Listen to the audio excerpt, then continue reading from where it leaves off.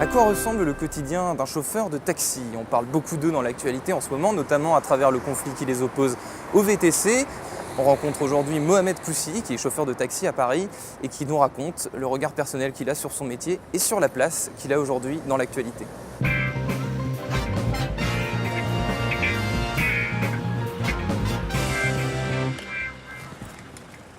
Je pratique ce métier depuis 1 an. Je pensais que j'allais me sentir libre, c'est ce qui m'a poussé à le faire.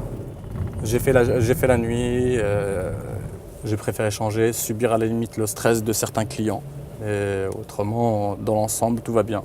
Il y a plus de clients agréables que désagréables. Non, il n'y en a qu'une. Il faut suivre une formation. La formation elle dure 3 mois. Et si toutefois votre B2 n'est pas vierge, on ne vous donne pas votre carte professionnelle. Ça dépend des mois. Un bon mois à Paris, il peut aller jusqu'à 1 700 €.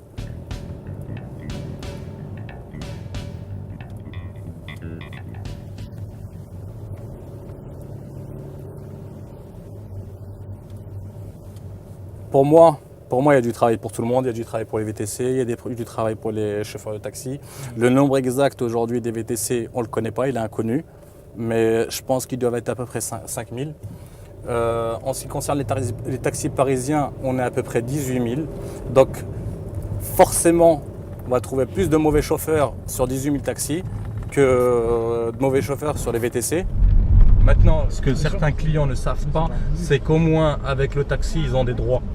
Ouais. Avec le VTC, ils n'ont aucun droit. Par exemple, un refus de charge, un chauffeur de taxi qui refuse de vous prendre pour telle destination, il suffit d'écrire un courrier au Morillon et il sera convoqué pour justifier son comportement.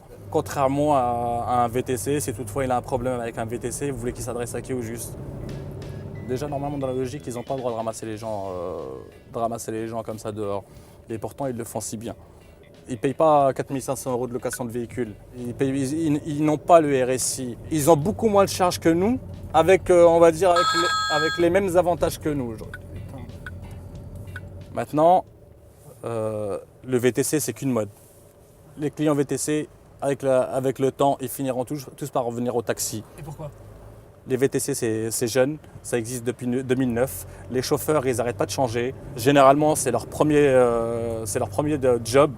Avec le stress de la route et tout ce qui s'ensuit, on verra s'ils vont réellement conserver le même comportement.